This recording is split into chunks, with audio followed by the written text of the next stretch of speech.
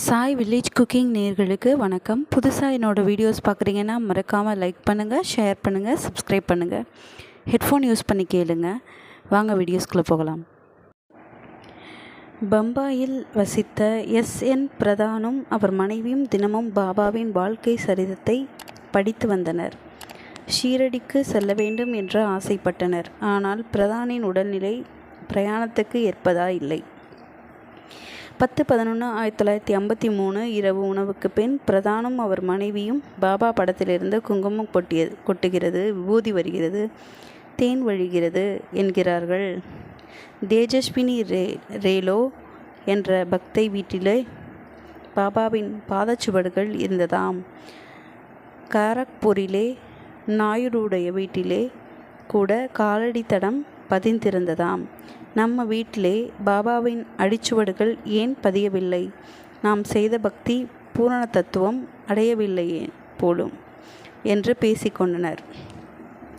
மறுநாள் சப்பாத்தி மாவுக்கு போட வெண்ணெய் டப்பாவை எடுத்தால் பிரதானின் மனைவி. அதன் மேல் பாபாவின் அடிச்சுவடுகளைக் கண்டு கணவரை கூவி அழைத்து அதை காட்டினாள். இருவரும் மெய் மறந்தனர். அதே சமயம் பக்கத்து வீட்டுக்காரர் வந்தார். அவர் சாயி பக்தர் அல்ல. பிரதான், நான் ஒரு அதிசய கனவு கண்டேன்.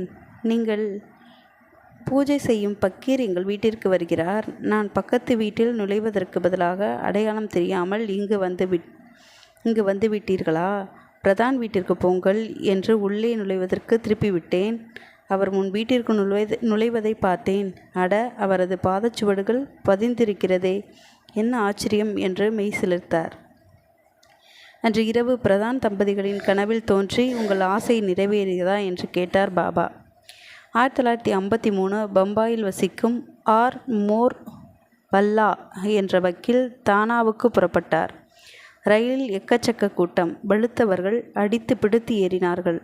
ரயில் நகர ஆரம்பித்தது. படியில் ஒரு காலை வைத்தவர் வழுக்கி கீழே விழுந்தார். பயத்தில் சாயி என்று கத்தினார். ஒரு கிழவர் அபாய சங்கிலியை இழுத்தார். ரயில் நின்றது. மோர் வல்லாவை தாங்கி பிடித்து உள்ளே ஏறினார் கிழவர். அதிகாரிகள் வந்து யார் அபாய சங்கிலியை பிடித்து இழுத்தது என்று விசாரித்தனர். கிழவரை எங்கும் காணவில்லை. பாபாவோ தன்னை கிழவர் வடிவில் வந்து காத்தவர் என்றார் வக்கீல். திருமதி மணிஷாக்கூர் என்ற பாடகிக்கு ஒரு முறை தொண்டை கட்டு வந்தது. என்ன மருந்து சாப்பிட்டும் பாட முடியவில்லை. நிகழ்ச்சிகள் ரத்து செய்யப்பட்டன. அவள் ஷீரடி வந்து சமாதி மந்திரில் பிரார்த்தனை செய்தாள். தங்கியிருந்த அறைக்கு செல்லும்போது புடவையில் ஏதோ சப்தம் கேட்டது. ஆராய்ந்தாள். ஒரு பட்டலம் நிறைய ஹோமியோபதி மாத்திரைகள். யார் கட்டியிருப்பார்கள் என்று யோசித்தாள். புலப்படவில்லை. பாபா பிரசாதம் என்று ஒவ்வொரு மாத்திரையாக சாப்பாட்டுக்கு பிறகு போட்டுக்கொண்டாள். தொண்டைக்கட்டு சரியாகிவிட்டது. நன்றாக பாட முடிந்தது. தாமோதர் ராஸ்னோ என்பவருக்கு நெடுநாள் குழந்தை இல்லாமல் இருந்தது. பாபாவை வேண்டிக் கொண்ட பின் பிறந்தவர் தௌலத் ஷா. 1927 அவர் கோட்கான்பேட் என்ற ஸ்ரீ நாராயண மகாராஜை வணங்கினார். அவர் தௌலத் ஒன்று மாற்றி ஒன்றாக நோய்படுத்துகிறதே என்று என்னை தேடி வந்திருக்கிறாய். உனது குரு சாயி என்னை விட உயர்ந்தவர். ஷீரடிக்கு போ, எல்லாம் சரியாகிவிடும் என்றார். அடுத்த காசிக்கு சென்றபோது விஸ்வநாதருக்கு ஒரு மாலை அனுப்பிக்க லிங்கத்துக்குள் பாபா தரிசனம் தந்தார். அதிலிருந்து அவரை வியாதி பற்றவில்லை. அடுத்து ஜானகிதாஸ் என்ற மகானை தரிசித்த போதும் அவரும், நான் சிறியவன், நானே சாயியை தஞ்சமடைந்து இருக்கிறேன், நீ ஏன் இங்கு வந்தாய் என்று கேட்டார். அன்று இரவு பாபா அவர் கனவில் தோன்றி அவரை சிறு உருவமாக்கி சட்டையில் போட்டு கொண்டார். பிறகு உன் உடம்பு மனமும் எனக்கு தட்சிணையாக்கிவிட்டது. மனம் சாந்தி அடையும். இனிமேல் அழமாட்டாய் என்றார். அது முதல் திடச்சித்தமும் ஆரோக்கியமும் கொண்டு வாழ்ந்தார் தௌலத் ஷா. கோர்ட் ரிசீவராக இருந்த ரிட்டையரானவர் ஸ்ரீ பதக். அவர் ஷீரடி சாயி சமஸ்தானத்தில் பொறுப்பாளராக இருந்தார். ஒரு நாள் மாலை அன்று இரவு 600 பக்தர்கள் ஷீரடிக்கு வரப்போவதாக செய்தி வந்தது. அன்று வசூலான பணத்தை பேங்கில் கட்டிவிட்டார். 1700 ரூபாயாவது இருந்தால்தான் 600 பேருக்கு உணவு தங்கும் வசதி எல்லாம் செய்ய முடியும். பாபா, இது என்ன சோதனை என்று வருந்தினார். அப்போது ஒரு கிராமவாசிகள் வந்தனர். பதக்கிடம், நாங்கள் அன்னதானம் பண்ண வேணும் என்று ஆசைப்படுகிறோம். இந்த பணத்தை வாங்கி கொள்ளணும் என்று தலைக்கு 600 ரூபாயை எடுத்து வைத்தனர். சாயங்காலம் 6 மணிக்கு பிறகு பணம் வாங்கி கரத்தில்லே நாளைக்கு காலையிலே வாங்க என்றார் ஸ்ரீபதக்.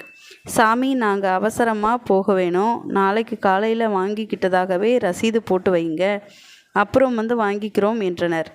எல்லாம் பாபாவின் அருள் என்று பணத்தை எண்ணி வாங்கி கொண்டார் பதக். பெயர் என்ன என்று கேட்டதற்கு சீரடிகர் என்றார் ஒருவர். அதன்பின் அவர்கள் வரவே இல்லை.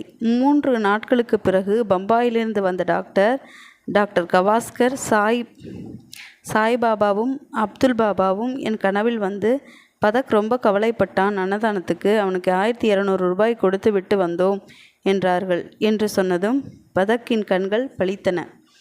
ஆந்திர மாநிலத்தில் உள்ள சித்தூரில் வசித்தவர் எழுத்தாளர் கே. சபா. அவருக்கு தெய்வ நம்பிக்கையே கிடையாது. அவரை ஒரு விசித்திரமான உணர்வு பிடித்தது. எப்போதும் நெருப்பின் நடுவில் இருப்பது போல் உடல் பற்றி எரிந்தது.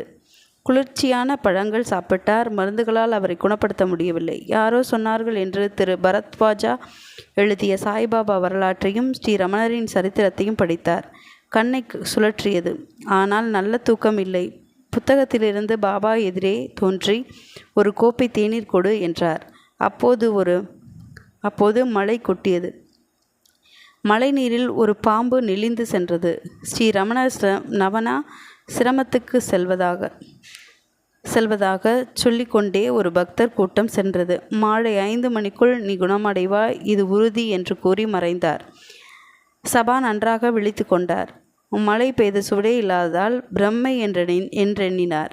மாலை 5 மணிக்கு பாபாவை போல் ஒரு துண்டை எடுத்து தலையில் கட்டி கொண்டார்.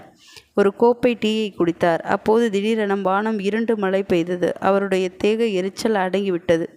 7 மணிக்கு பாம்பும் வந்தது. சபா ஒரு கலியால் அதை அடித்து கொன்றார். அன்று இரவு கனவில் பாம்புதான் அவரது பாபவினை என்றார் பாபா. இந்த சம்பவத்துக்கு பின் ஆஸ்திகரானார் சபா. 1947 நெல்லூரில் வாழ்ந்த ஸ்ரீ ராமுலு பிரசவத்துக்காக மனைவியை ஆஸ்பத்திரியில் சேர்த்தார். அங்கே அவளுக்கு காய்ச்சலும் வலிப்பும் வந்துவிட்டது. குழந்தை வயிற்றிலேயே இறந்து விட்டதாக கூறி ஆபரேஷன் செய்து வெளியே எடுத்தனர். மறுநாள் அவரது பதவிக்காலம் முடிவடைந்தது. நண்டும் சுண்டுமாக 3 குழந்தைகள், நோயாளி மனைவி, வேலையில்லாத அவலம், பணமுடை. ஸ்ரீ ராமுலு மிகவும் கஷ்டப்பட்டார். சில இலக்கமுள்ள நண்பர்கள் உதவி செய்தனர். 13ஆம் நாள் மனைவி வீட்டுக்கு அனுப்பப்பட்டாள். கால்கள் வீங்கி இருந்தன. நிற்கவும் முடியாத பலகீனம். நண்பர் ஒருவரின் கூற்றுப்படி பாபாவை பிரார்த்தித்தார். ஒரு நாள் கரிகாய் வாங்க வெளியே வந்தபோது பாபா எதிர்பட்டார். ஸ்ரீ ராமுலுக்கு ஒரே ஆச்சரியம். பாபா சமாதியாகி 29 ஆண்டுகளாகி விட்டன. பாபாவாவது வருவதாவது என்று நினைத்தார். நீங்கள் யார் என்று கேட்டார். நீ யார் என்று உணர்ந்து கொண்டால் நான் யார் என்பது தன்னால் தெரியும் என்றார் பாபா. பாபாவின் லீலைகளை பலர் சொல்லி கேட்டிருக்கிறார் ஸ்ரீ ராமுலு. அதனால் சடார் என்று இன்று தாங்கள் என் வீட்டில் தான் சாப்பிட வேண்டும் என்றார். அதற்காகத்தானே வந்திருக்கிறேன் என்றார் பாபா. உடனே அவரை வாருங்கள் என்று உள்ளே அழைத்து சென்றார் ராமுலு. கயிற்றுக்கட்டிலை போட்டு அதில் மெத்தென்று படுக்கை தயார் செய்து அதில் உட்காரும்படி வேண்டினார். பாபாவுக்கு பாத பூஜை செய்து அந்த பாத நீரை குழந்தைகளுக்கும் மனைவிக்கும் கொடுத்தார். விரைந்து கடைக்கு சென்று வாழைப்பழங்கள் வாங்கி வந்தார். திரும்பி வந்தால் பாபா இல்லை. அவரது மனைவி, உணவை நீ பரிமாறு, அசாத்திய பசி என்றார். தட்டி தடுமாறி பரிமாறினேன். ஒரு பிடிதான் சாப்பிட்டார். இதோ வருகிறேன் என்று போய்விட்டார். அதோ பாருங்கள் என்று பரிமாறிய இலையை காண்பித்தாள். ராமுலுவுக்கு எதுவுமே புரியவில்லை. ஆனால் மனைவி அடிக்கடி சிறுநீர் கழிக்கலானாள். மழைக்குள் கால்களில் வீக்கம் வற்றி இயல்பு நிலைக்கு வந்துவிட்டது. இரவு சமையலை அவளே செய்தாள். ஒரு சமயம் பாபாவின் ஓவியம் பேருந்து பயணத்தில் காணாமல் போய்விட்டது. ராமுலுவின் மனைவி இதனால் என்ன துன்பம் வருமோ என்று அஞ்சினாள். அன்று இரவு கனவில் பாபா தோன்றி ஒரு கட்டு படங்களை அவள் முன் போட்டு எது வேண்டுமோ எடுத்துக்கொள் என்றார். அவள் தனக்கு பிடித்த ஒரு படத்தை தேர்வு செய்தாள். மறுநாள் எல்லாம் கனவு என்று தெரிந்ததும் ஏமாற்றமானாள். 10 மணிக்கு ஸ்ரீ ராமுலுவின் நண்பர் ஒருவர் வந்தார். அவர் பாபாவின் படம் ஒன்றை அன்பளிப்பாக கொடுத்தார். அது கனவில் ராமுலுவின் மனைவி தேர்வு செய்த படம். நெல்லூரில் வாழ்பவர் ஸ்ரீ வெங்கட்ராம நாயுடு. ஹோட்டலுக்கு சாப்பிட சென்றவர் அங்கு மாட்டியிருந்த சாய்பாபாவின் படத்தை பார்த்து விவரம் கேட்டறிந்தார். அதன் பின் அவரது நண்பரை சந்திக்க போக அங்கே சிநேகிதரை பார்க்க ஸ்ரீ சுப்பையா செட்டி என்பவரும் வந்திருந்தார். நண்பருக்கு கொடுக்கும்போது உபச்சாரத்துக்காக வெங்கட்ராம நாயுடுவுக்கும் ஒரு சிறு படம் கொடுத்தார் நண்பர். அது சாயி பாபாவின் படம். அது முதல் பாபாவை தன் 3 குழந்தைகளுடன் வழிபட்டார் ஸ்ரீ வெங்கட்ராமன். ஒரு நாள் யாரோ கதவை தட்டும் சப்தம் கேட்டு குழந்தைகள் கதவை திறந்தன. யாரும் இல்லை. ஆனால் காற்று பலமாக வீசியது. மரப்பாதுகை அணிந்து ஒருவர் நடக்கும் சத்தத்தை கேட்டனர். ஒரு மனிதரின் நிழலை பார்த்தனர். சிறிது நேரத்தில் தன் பாதங்களையும் அவர்களுக்கு காட்டினார் சாயி. அது முதல் அவர்கள் வாழ்க்கை பிரச்சனைகளை சுலபமாக தைரியமாக சமாளித்தனர். ஸ்ரீ சுப்பையா ரெட்டி வெங்கட்ராம நாயுடுவைப் போல பலருக்கு சாய்பாபா படத்தை கொடுத்திருக்கிறார். அவர்களில் ஒருவர் டாக்டர் ராஜகோபாலாச்சாரி. அவர் அதை அலங்காரமாக ஆணியில் மாட்டியிருந்தார். மழை பெய்து சுவர் ஈரமாயிருந்தது. கிராமத்து மண் சுவர். டாக்டர் 1 மாதம் வெளியூர் வாசம் செய்யும்படி ஆகிவிட்டது. அவர் திரும்பி வந்த நேரம் இரவு சோர்வாக்கப்படுவது படுத்து விட்டார். கனவில் பாபா வந்தார். எதுவும் பேசவில்லை. கால்களை காட்டினார். முழங்காலில் ஏகப்பட்ட கொப்புளங்கள். மறுநாள் பாபாவின் படத்தை பார்த்தால் முழங்கால் பகுதியை கரையான்கள் அரித்திருந்தன. உடனே படத்தை கலற்றி பூஜை அறையில் வைத்து வழிபட ஆரம்பித்தார். ஒரு நாள் சாது வடிவில் பாபா டாக்டர் வீட்டிற்கு வந்தார். இன்னும் சமையல் முடியவில்லை என்றார் டாக்டரின் துணைவி. பசிக்கும் ருசிக்குமாக சாப்பிடுவதில்லை நான்.